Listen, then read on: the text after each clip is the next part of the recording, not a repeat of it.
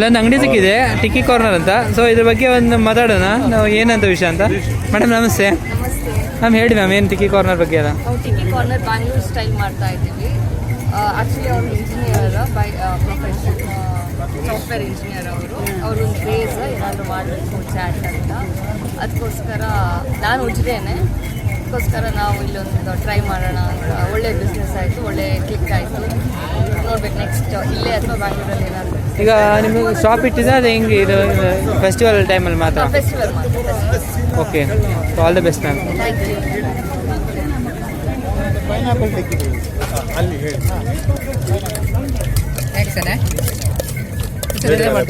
ನಿಪ್ಪಟ್ಟು ಮಸಾಲ ಮಾಡ್ತಾ ಇದ್ದಾರೆ. ಪ್ಲೇಟ್ ತಗೋರಿ.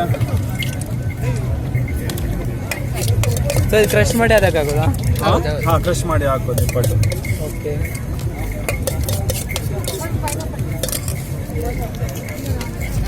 ಹಾಗೆ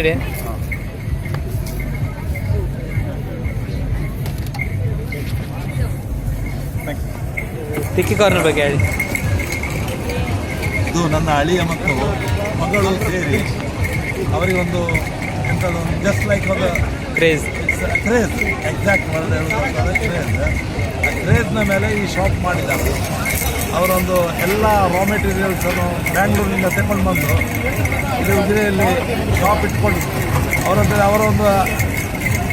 ಅವರೊಂದು ಎಕ್ಸ್ಪೆಕ್ಟ್ ಮಾಡಿದ್ದೊಂದು 3 ಡೇಸಿಗೆ ಅಷ್ಟೊತ್ತು ಎಷ್ಟು ಐಟಮ್ ಬೇಕು ಅಷ್ಟು ಐಟಮ್ ತಂದಿದ್ರು.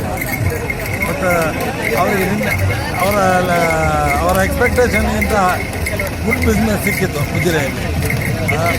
2 ದಿನದಲ್ಲಿ ಅವ್ರದ್ದು ಪ್ರಾಡಕ್ಟ್ ಮುಂದು ಮತ್ತು ಇಲ್ಲಿ ಲೋಕಲ್ ತಗೊಂಡು ಅವರು ಇವತ್ತು 3ನೇ ದಿನ ಕಂಟಿನ್ಯೂ ಮಾಡ್ತಾ ಇದ್ದಾರೆ. ಇದು ಉಜಿರೆಗೆ ಹೊಸ ಕನ್ಸೆಪ್ಟ್. ಮತ್ತು ನನ್ನ ಪಕ್ಕ ನಿಂತಿದ್ದಾರೆ ನೋಡಿ, ಇವರು ಉದಯ್ ಭಟ್ರು ಅಂತೇಳಿ, ಅವರದ್ದು ಹಾಗೆ ಇದು ಟಿಕ್ಕಿ ಕಾರ್ನರ್ ಇದೆ. ಅವರದ್ದೇ ಆದ ಒಂದು ರೆಸಿಪಿ, ಅವ್ರದ್ದು ಕಾಲೇಜ್ ರೋಡ್ನಲ್ಲಿದೆ ಫ್ಲೇವರ್ಸ್. ಹಾಂ, ನೀವು ಆ್ಯಸ್ ಎ ಪೇರೆಂಟಾಗಿ ಯಾವ ಥರ ಸಪೋರ್ಟ್ ಮಾಡಿದ್ರಿ ಸರ್?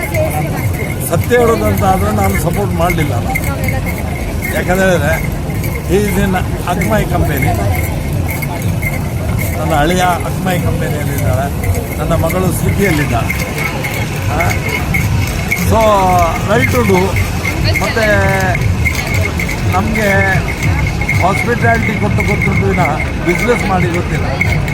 ಹಾಗಾಗಿ ನನಗೆ ಅವರು ಬಿಸ್ನೆಸ್ ಮಾಡುವ ಇಂಟ್ರೆಸ್ಟ್ ಇರಲಿಲ್ಲ. ಹಾಗಾಗಿ ನನ್ನದು ಸಪೋರ್ಟ್ ಇರಲಿಲ್ಲ.